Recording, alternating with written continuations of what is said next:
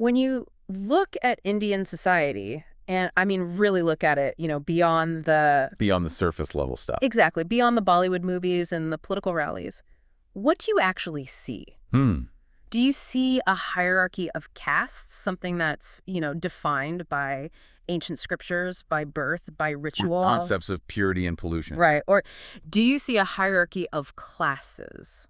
Something defined by, well, your bank account, your job title, whether you're driving a luxury sedan or riding a secondhand scooter.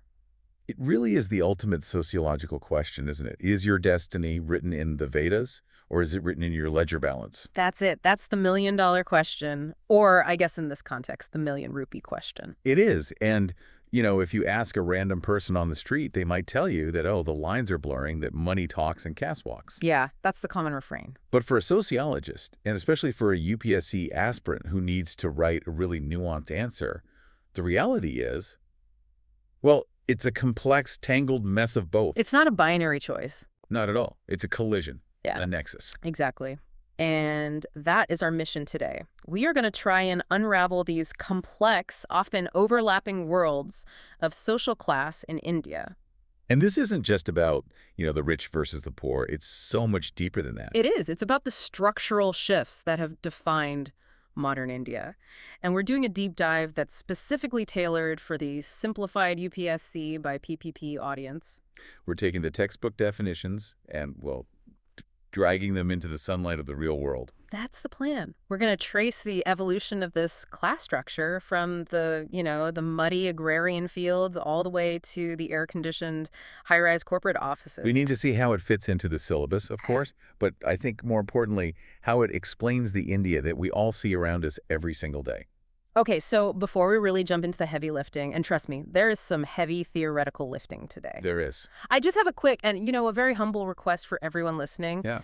If you are here to simplify your UPSC journey, if you really want to turn these complex sociological concepts into actual marks on a page, you need to subscribe to the Simplified UPSC by PPT YouTube channel. It really does make a difference. It does. It's not just about boosting our numbers. It genuinely helps with your retention because you get notified when we drop these breakdowns. It helps build the community, and honestly, it helps the algorithm find other serious aspirants like you who are struggling with these exact same texts.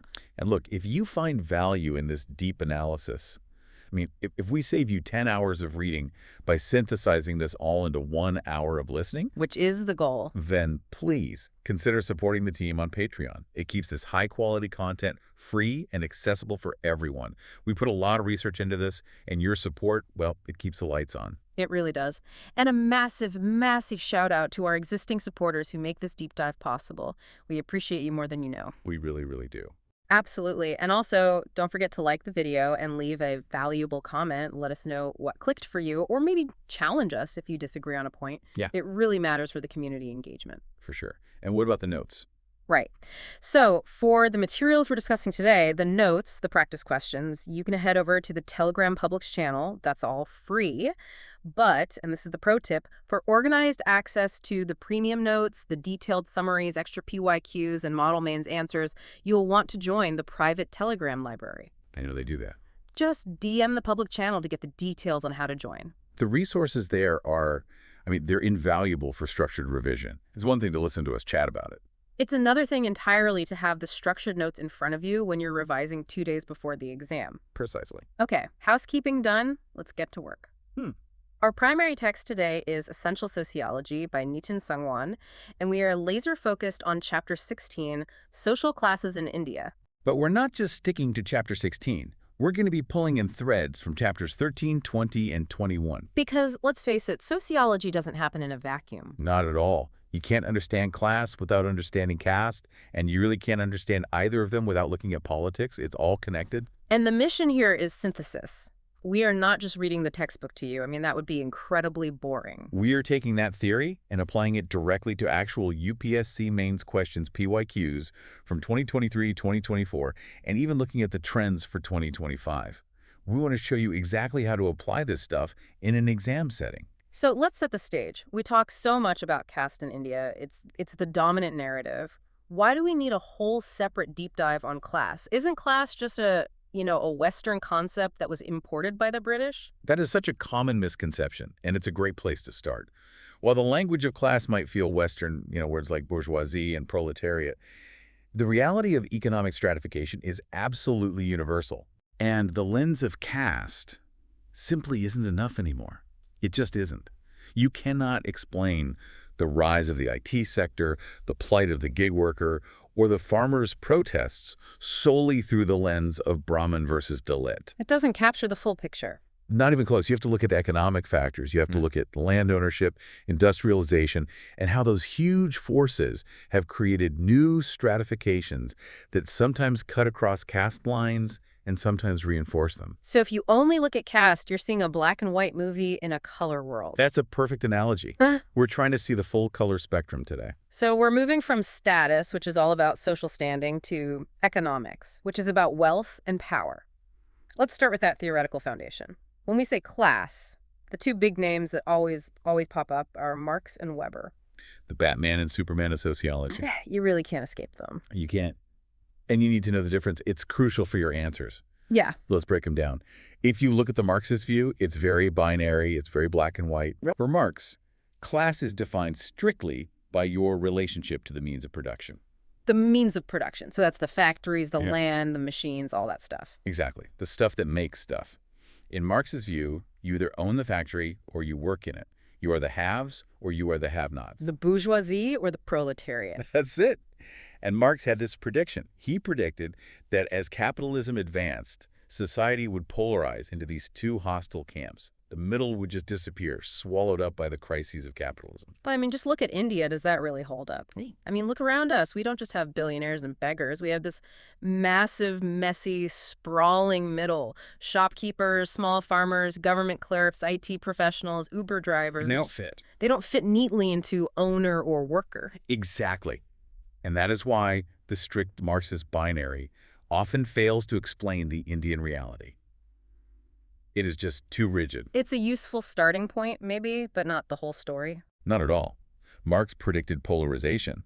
But what India shows is a proliferation of intermediate classes, a bleaming of the middle. Which is where Weber comes in. And that's why the Weberian view is often so much more useful for analyzing India. Max Weber didn't just look at ownership. He looked at what he called the market situation. Market situation. Okay, that sounds a bit more like economics than sociology. What does he actually mean by that? He means your value in the marketplace. Mm-hmm. He takes into account your life chances, your skills, your education. Okay. So, for Weber, a skilled brain surgeon and a factory floor sweeper might both be employees. I mean, neither one owns the hospital or the factory. But they are in vastly different class situations. Why? Because the surgeon has a skill scarcity. His skills are rare and in high demand, which gives him massive bargaining power and much better life chances. Right. So the surgeon can buy a nice house, send his kids to private school, vacation in Europe. The sweeper can't. Correct. Even though, technically, from a pure Marxist perspective, neither of them owns the means of production. Exactly. Weber's framework allows for that proliferation of intermediate classes that we actually see in India. It's not just two opposing camps. It's a ladder with many, many rungs. And in India, that ladder is very, very crowded. Extremely crowded. Okay, so Weber gives us that nuance. But here is where it gets really Indian, really specific. In the West, you can often discuss class in isolation.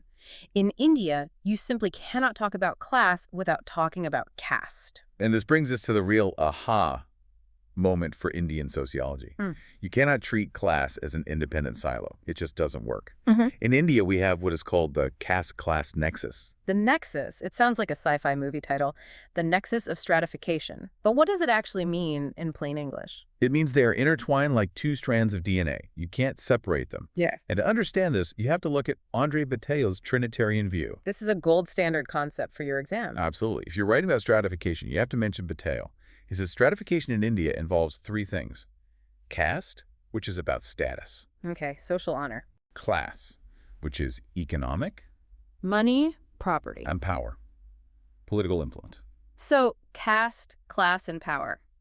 The Trinity. The holy trinity of Indian sociology. Let's unpack this. Historically, in pre-British India, these three were congruent, right? They all overlapped. For the most part, yes. It was a system of what we call cumulative inequality. The inequality stacked up. So if you were a Brahmin, you likely held the land, which means high class. Correct. You had the ritual status, which is high caste. Yes. And you had the influence in the village council, which is power. The circles overlapped almost perfectly. And on the flip side, if you were the elite, you had none of the three. Yeah. It was a very rigid, closed system. But the modern context, that's all about dissociation. Precisely. That is the story of modern India in a nutshell. The circles are drifting apart. Today, you might have someone with a high ritual status, say a poor Brahmin priest in a village, but very low economic class. So he's respected in the temple, but he struggles to buy groceries. Absolutely. Conversely, you might have an intermediate caste group, like the Jats in Haryana or the Yadavs in UP, who have acquired significant land and political power through land reforms and democratic politics. So they have high class and high power. But traditionally, in the ritual hierarchy, they were considered middle status, not at the very top. And that is the dissociation hypothesis. The direct correlation is weakening. You can be rich and lower caste, or you can be poor and upper caste. It's becoming more complex, which reminds me of that classic debate between André Beteille and Louis Dumont. We've touched on this before, but it feels absolutely crucial here. It is fundamental. Dumont is the big name for the other side of the argument. He is. If you quote Dumont, you are essentially saying that in India, religion is everything. In his famous book, Homo Hierarchicus, he argued that the religious or ritual principle is supreme. So caste encompasses everything else. Yes. He believed that power and economics were always subordinate to status, to the principle of purity and pollution. So in Dumont's world, the Brahmin is always at the top no matter how poor he is, simply because he is ritually pure. Basically, yes. He sees India as a fundamentally religious society. But André Beteille comes in and critiques this sharply. And Beteille's view is much more grounded, isn't it? It's much more empirical. He argues that caste is increasingly acting like a competing interest group, or even a class. He says you simply cannot ignore secular power in modern India. The power of money and votes. Exactly.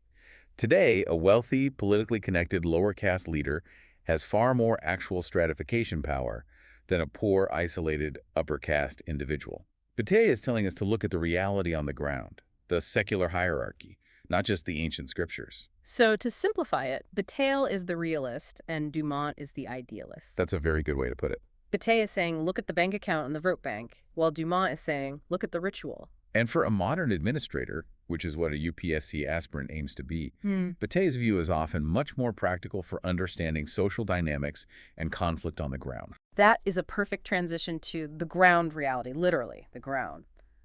Let's talk about the dirt under the fingernails. Section 2. Agrarian class structure. Yes. Because for centuries, class in India really just meant who owns the land. It did. India lives in her villages, as Gandhi famously said. And this is where we have to bust a major myth right at the start. Let me guess. The myth of the village republic. You got it. The idea that pre-British villages were these happy, self-sufficient little utopias where everyone knew their place and everyone was content. It's a very romantic but very misleading notion. The reality was that in the pre-British era, class was largely overshadowed by caste. What do you mean by that? Well, there was very little surplus production. Most people were living close to the subsistence level. So while there was certainly inequality, there wasn't a massive gap between the rich and the poorest in terms of consumption. So the landlord didn't have a Ferrari while the peasant starved. Exactly. He just had a slightly bigger house and more grain stored away. The material differences weren't as vast as they are today. But then the British arrive, and they disrupt this completely. They bring their ledgers, their laws, their obsession with revenue. They introduced one concept that changed everything: private property in land. That was the massive shift. It was revolutionary. Before the British, land was often held by custom or by the community. You had the right to till the land, but you didn't necessarily own it in the modern sense that you could sell it to a complete stranger. The British made land a commodity. Precisely. Something to be bought, sold, mortgaged, and most importantly, auctioned off if you couldn't pay your taxes. And this created new classes of people that didn't really exist in the same way before. Exactly. It created the zamindars, who were often absentee landlords living in the city, collecting rent, and on the other end, the landless laborers. People who lost their land. If you couldn't pay your tax, you lost your land, and you became a laborer on the very same fields you once cultivated. The British essentially created the landlord and the peasant, in the modern legal sense of those terms. Okay, so the British create this legal structure. Now let's fast forward to post-independence. We have land reforms, which are a mixed bag, and then we have the Green Revolution in the 1960s and 70s. Another massive shift. And this leads to the rise of a very specific group that the sociologists Rudolph and Rudolph called the bullet capitalists. I love that term, bullet capitalists. It is so evocative. It paints such a vivid picture, doesn't it? A guy with a bullet cart, but a capitalist mindset. Who are they exactly? So they are the wealthy middle caste farmers. Think of the landowning jats in western UP or Haryana, the Kamazan Reddys in Andhra, or the Volkaligas in Karnataka. The so-called dominant caste. Exactly. They had enough land to actually benefit from the Green Revolution's technology, the high-yield seeds, the fertilizers, the tube wells.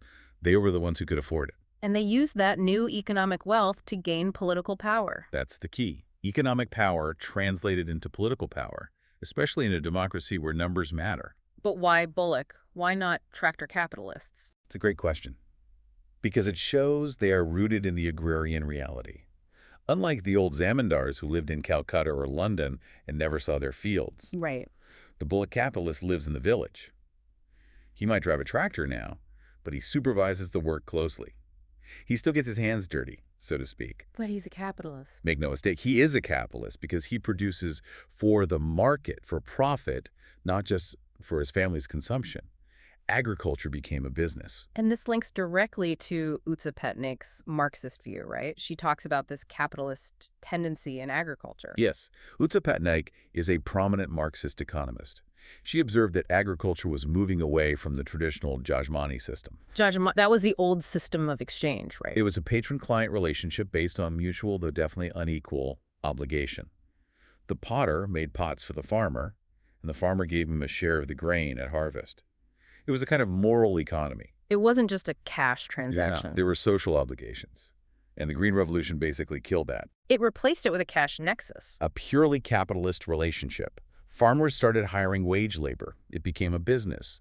You hire workers when you need them for the harvest, and you fire them when you don't. There's no moral obligation to feed them in the off-season anymore? None.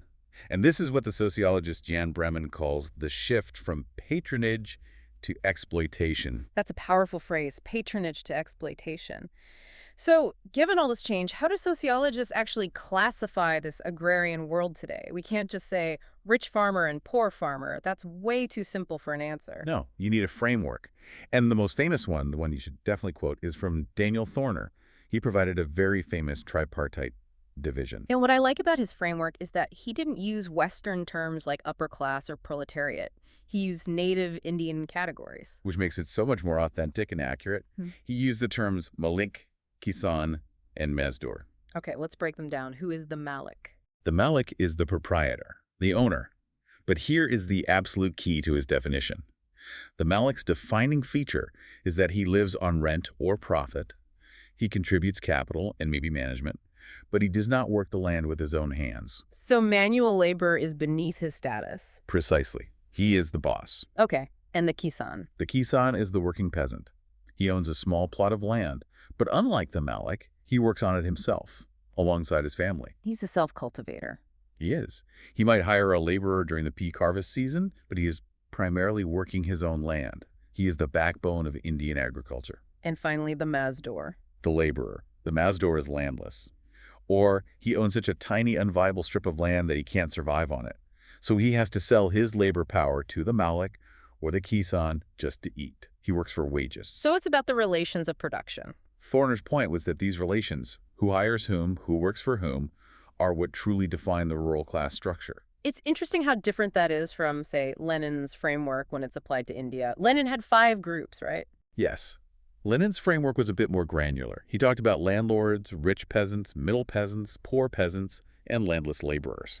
What's the difference between a rich peasant and a middle peasant? In Marxist analysis, that distinction is crucial. A rich peasant regularly employs others and accumulates capital. A middle peasant is mostly self-sufficient and doesn't exploit others' labor. Their political interests are very different. The rich peasant often sides with the landlord, while the middle peasant can swing either way in a class conflict. But then, of course, Andre Beteille, who seems to be our voice of reason today, warns against being too rigid with any of these frameworks. Right. Beteille argues that the agrarian class structure is amorphous. It's shapeless, fluid, it varies wildly by region. You can't apply a cookie-cutter model to all of India. You can't. A rich farmer in West Bengal might look very, very different from a rich farmer in Punjab. In Punjab, a rich farmer might own a tractor, 2 SUVs, and 20 acres of land. In Bengal, owning just 5 acres might make you part of the local elite. The scale is completely different. That makes so much sense. Regional diversity is key. You can't write an answer about Indian farmers as a single category without acknowledging that a farmer in Vidarbha is facing a totally different reality than a farmer in Western UP. Exactly. You have to show that awareness of diversity. Now let's move from the village to the city. Let's imagine we're taking the train, migrating for work. Section 3, industrial and urban class structure. This is where things get really interesting for the aspirant, and where the history of India really deviates from the European model. So? Well, the story of the Indian industrial class is unique. In Europe, the industrial class, the capitalists, often emerged from the artisan or craftsman class. Right, like the clever blacksmith who invents a new machine and becomes a steel magnate. Exactly, but in India it was different. Our industrial class came from the merchants. The mercantile origins. Precisely.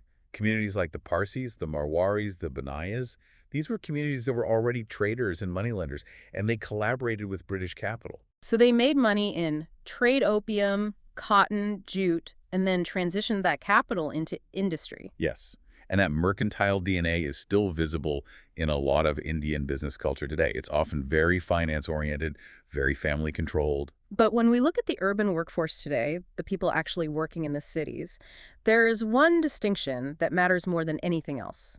It's not just blue-collar versus white-collar. It is formal versus informal. This is the critical distinction. If you understand nothing else about urban India for your exam, you must understand this. The urban class structure is a dual structure. Two separate worlds. On one side, you have the formal sector. This is what some sociologists have called the labor aristocracy. Labor aristocracy. That sounds like a contradiction in terms. How can labor be an aristocracy? It's a relative term, of course. It refers to the workers in organized industries, government jobs, or large multinational corporations. The ones with the secure jobs. They have unions. Those are declining in power. They have Social Security, a provident fund, health insurance, and most importantly, they have job security. You can't just be fired on a whim. So they're a tiny, privileged island in a vast sea of insecurity. That's the perfect image. And surrounding that island is the huge ocean of the informal sector. The vast majority of workers? Oh, the vast majority. Depending on how you count it, it's over 90% of the Indian workforce. And this is what Jan Breman calls footloose labor. Footloose labor. That sounds like a movie, but I suspect Breman doesn't mean they're dancing. Far from it. Footloose means they have no anchor, no stability. They're constantly moving to find work. So who are these people? A street vendor, a construction worker on a daily wage, a contract worker in a factory, the delivery boy who brings your food. They're all part of this. They have no job security, no benefits, no insurance. So if they get sick, they don't get paid. If the market dips, they starve. It's a life of constant precarity. And Jan Breman's work is so vital here because he talks about how the distinction between the formal and informal is often purposely blurred by employers, isn't it? Yes.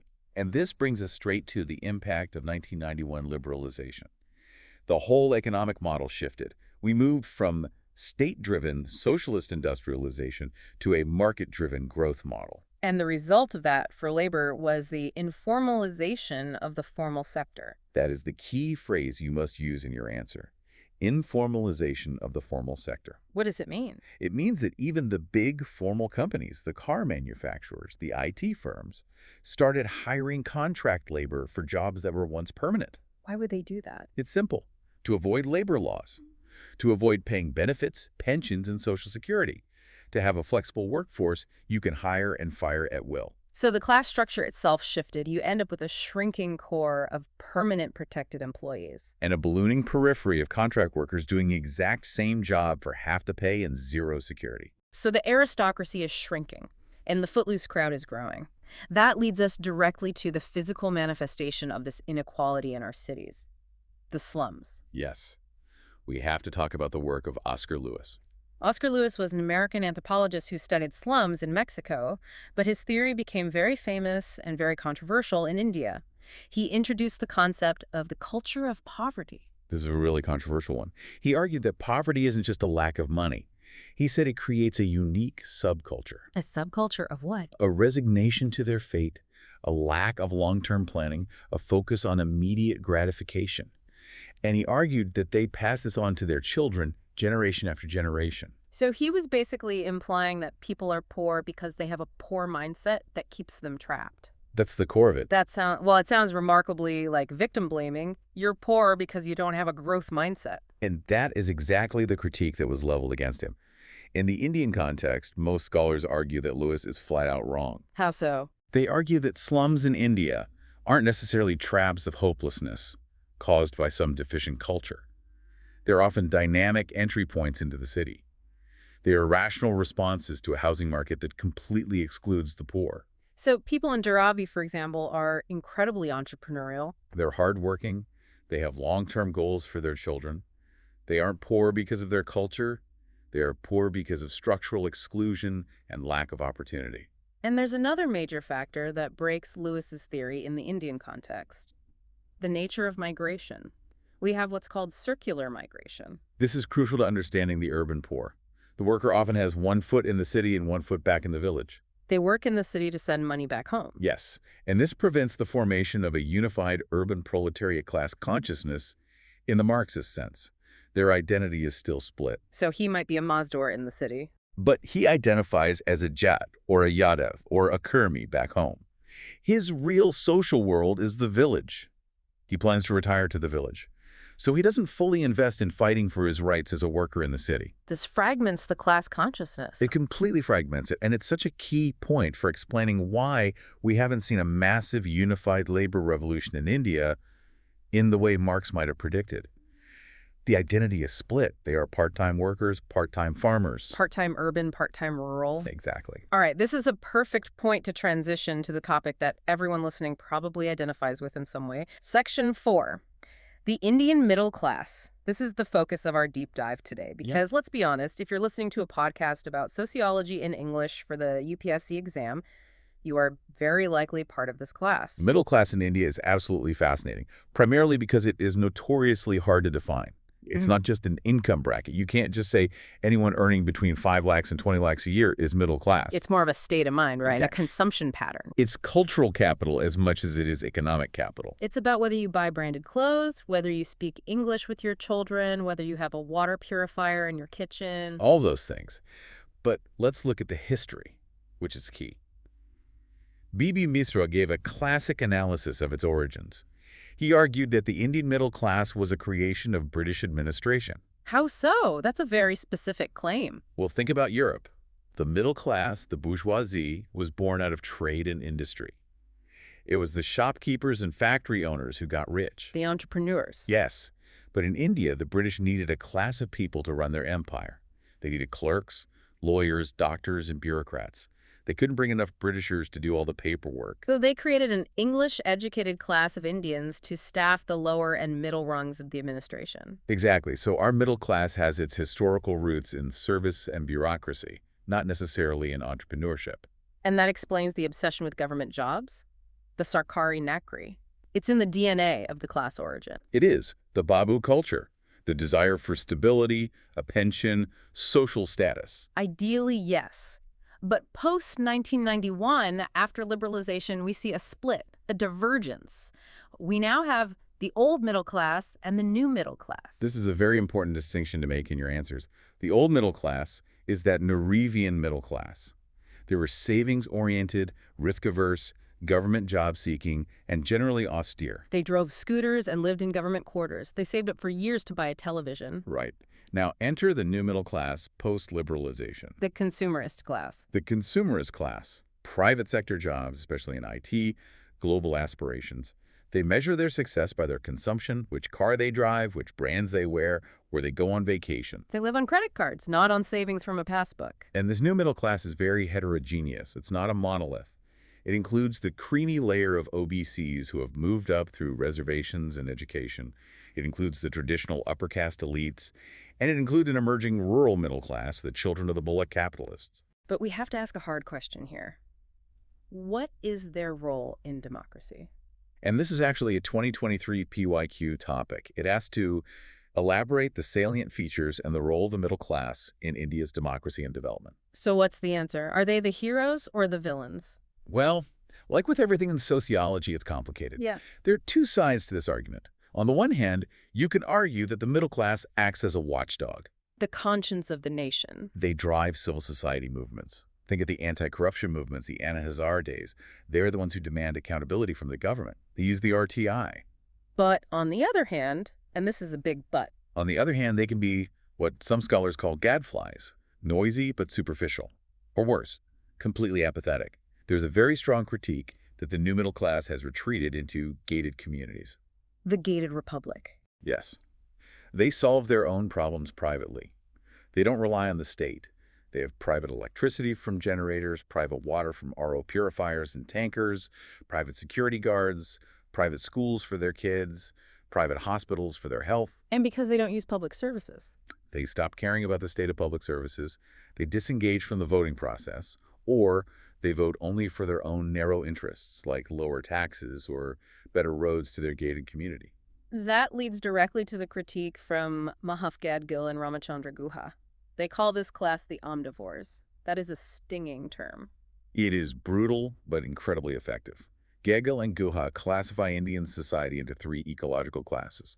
The omnivores are the middle and upper classes who consume the vast majority of the Earth's resources: the electricity, the fuel, the water, the minerals. And who are the other classes in their framework? The poor are the ecological refugees.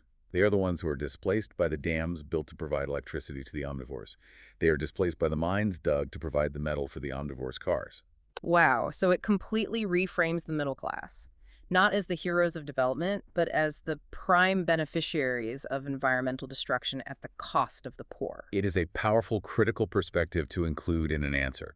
It shows you aren't just buying the shining India narrative hook, line, and sinker. Absolutely. If you write an answer about the middle class and only talk about their income or their role in the IT sector, you're missing the sociological depth. Yeah. You have to mention Bibi Misra for the history, the consumerist shift for the present, and the critique of their democratic engagement for the analysis. That's how you get the top marks. Speaking of answers, let's move to Section 5. Let's link all this theory to the UPSC PYQs. This is the value add section, where we show you how to actually use this information. We're going to treat this like a practical workshop. This is where the rubber meets the road. There is no point knowing all the theory if you can't write the answer in 7 minutes in the exam hall. Exactly. Let's start with PYQ Analysis 1. This connects back to our agrarian discussion. The question is very typical of the kind of thing you might see. It mirrors 2025 trends. Agrarian class structure has been undergoing changes due to modern forces. Critically examine. Okay, the trigger word there is critically examine. Yes, that mean. It means you need to show the change, but you also have to show the continuity or the negative side of that change. You can't just write a happy story about tractors and prosperity. So how do we structure an answer to that? Okay, step 1. You start by defining the modern forces. What are they? The Green Revolution, land reforms, commercialization of agriculture. That's your intro. Simple enough. Step 2. You describe the change. And here you must use the scholarly terms. Don't just say things became more businesslike. You say there was a shift from judgmony to contractual relations. And you drop that golden phrase by John Breman. You have to. A shift from patronage to exploitation. It shows the examiner you've done the reading. Okay, what's next? Step 3. Who emerged from this change? You must discuss the rise of the intermediate castes as a new class of bullock capitalists, and you have to credit Rudolph and Rudolph for that term. So you're naming the scholars. Always. And finally, step 4. The critical part. Did the old class structure disappear? No. You argue that while production went up, inequality often increased. The old Malik became a modern capitalist farmer, but the Mazdoor became an even more insecure, footloose laborer. The polarization, in many ways, actually increased. Perfect. So you're not just saying farming change. You are quoting Breman, Rudolph, and using specific sociological terms like judgmony versus contractual. That's the difference between a general studies answer and a sociology optional answer. That is the difference between 5 marks and 8 marks. Okay, PYQ analysis 2. The middle class. from 2023, paper 2. Elaborate the salient features and the role of the middle class in India's democracy and development. We just touched on this, but let's structure the answer clearly. Go for it. Intro. Define the middle class. But don't just say people with a medium income. You start with B.B. Misra to explain its unique origin in British administration. That gives you immediate historical context points. Sure. Body paragraph 1. Features. Here you contrast the old versus new middle class. You talk about the shift from austerity to consumerism, from saving to spending. Body paragraph 2. Role in democracy. Here you use the civil society angle. You talk about how they form NGOs, lead anti-corruption movements, use the RPI, the positive side. Body paragraph 3. The critique. This is where you get the extra marks. You use the gated republic concept or Gadgil and Guha's omnivores. You argue that their role is ambiguous. They are drivers of modernity, yet they can be exclusive and apathetic. And the conclusion? Conclusion, you summarize by saying they are the norm setters of modern Indian society, but they face a crisis of inclusivity. Balanced and nuanced. Nice. It's balanced. You weren't just praising them and you weren't just burying them. You are analyzing them sociologically. That's the goal. Okay, let's do one more.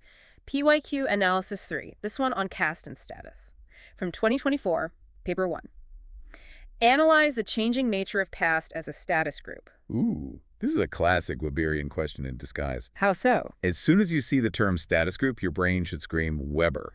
So you start with theory. You start by linking back to Weber immediately. Yeah. You define caste as a status group, which is based on social honor, prestige, and historically, ritual purity. Then you talk about the chains. Exactly. You show how it is moving from a purely ritual hierarchy, which is Louis Dumont's view of purity and pollution. No, the secular hierarchy. Secular hierarchy of power where castes function as pressure groups and vote banks. And here you quote M.N. Srenevis. And what's the key insight here? What's the core argument? The core insight is the substantialization of caste. Caste isn't disappearing, it is substantializing. It's becoming a solid, tangible political bloc. The status of a caste group today is often derived from its political clout and its numbers, not just its traditional ritual purity. So a Yadav leader has high status because he can swing an election. Not because of his specific place in the Varna system. Caste is becoming more like a political party or a powerful trade union. It's competing for secular resources, jobs, education, and state power. That's a fantastic way to frame it. Okay, these are really solid frameworks. If you were listening, you should probably rewind this section and take notes. These are your answer skeletons. And just a reminder, in the private Telegram library, we have full model answers written out for these proper length, proper paragraphing, so you can see exactly how to structure them on the page. Let's move to our final section. Section 6, critical issues and future outlook. We can't have this conversation and ignore the gender dimension. We've talked about men mostly, the landlords, the workers, the clerks. Where are the women in this class structure? They are everywhere, but they are often made invisible in the class definitions. This is especially true in the agrarian class structure. We have to talk about the feminization of agriculture. This connects back to migration, right? Yes, directly. As men migrate to the cities for what they see as class mobility, to become industrial workers or security guards, who is left behind in the village? The women. The women. They are the ones managing the agrarian class roles. They are doing the sowing, the weeding, the harvesting. But here is the kicker. Do they own the land they're working on? Rarely. And that's the massive contradiction. They are doing the work of the Kisan or even managing the farm like a Malik, but legally, they're often treated as dependents or simply as mazdur, as laborers. They have the work burden of the propertied class, but the rights of the landless class. That's a huge class contradiction. It is a massive one. And what about in the middle class? In the middle class, the key concept is the double burden. Yeah. Middle-class women are entering the workforce in huge numbers. That is a key hallmark of the new middle class. They are still expected to manage the household. They are still primarily responsible for the cooking, the cleaning, the child rearing, which is a hallmark of the old tradition. So they end up working 2 shifts. One is paid in the office. The other is unpaid at home. Right. Finally, let's address the elephant in the room. The question we started this whole deep dive with, is class replacing caste? Well, the class-caste nexus concept we discussed suggests it's not a simple replacement, it's a mutation. The final verdict from most sociologists is that they are interlocking. They're not separate. Not at all. There's a clear pattern. Upper castes are urbanizing and entering the upper middle class at a much higher rate. They are successfully converting their historical caste privilege. Better education, better social networks, into modern class privilege. And the lower castes. They are disproportionately stuck in the agrarian labor class or the informal urban class. So yes, the correlation is weakening. We absolutely do have Dalit millionaires and poor Brahmins, and those are important stories. But statistically, the overlap between caste hierarchy and class hierarchy is still massive. So you cannot analyze the Indian class structure without seeing the caste shadow standing right behind it. That's a perfect way to put it. Yeah. We are not seeing the end of caste, but a rearticulation of it through the language and dynamics of class. It's like pouring old wine into a new bottle. Precisely. The bottle might be labeled class, Yeah. but the wine inside still tastes a lot like caste. All right, let's try and wrap this up. We have covered a massive amount of ground today. We have. So a quick recap. The agrarian classes shifted from a feudal customary system to a capitalist commercial one, thanks to the British and the Green Revolution. Sure. The urban classes are primarily defined by that huge formal versus informal divide, the protected labor aristocracy versus the vulnerable footloose majority. Got it. And the middle class, born of British administrative needs, is now the main driver of consumption in India, but it's struggling with its role in an inclusive democracy. And we linked all of this to Thorner, Beteille, Breman, and your actual UPSC exam questions. Okay, so here is a provocative final thought for you, our listener, to mull over. I like this part. We said the modern Indian middle class was born out of British administrative needs. Right. We said the agrarian middle class, the bullock capitalists, was born out of the Green Revolution's technology. So, what event, what force, will birth the next major class shift in India? That is a fascinating question to end on. What do you think? Well, could it be the AI revolution? Creating a new digital proletariat coders and content moderators who are, in a way, the new factory workers of the 21st century. That's a strong possibility. Or Yeah. perhaps it's something more ominous, the climate crisis, creating a new massive class of ecological migrants that dwarfs anything we have ever seen before. The next chapter of Indian sociology is being written as we speak. Something to think about. And it might just be the subject of a future deep dive. Listeners, if this deep dive helped you connect the dots between Thorner, Marx, and your exam paper, please subscribe to Simplified UPSC by PPP. We need your support to keep this going. It's a labor of love for sure, but the algorithms need to be fed. And please support us on Patreon if you can. It really does help us dedicate the time to do this deep research. And definitely drop a comment below with your biggest takeaway from today. Was it the bullet capitalist? The concept of omnivores? Let us know. And don't forget, the premium notes with all the model answers we discussed are waiting for you in the private Telegram library.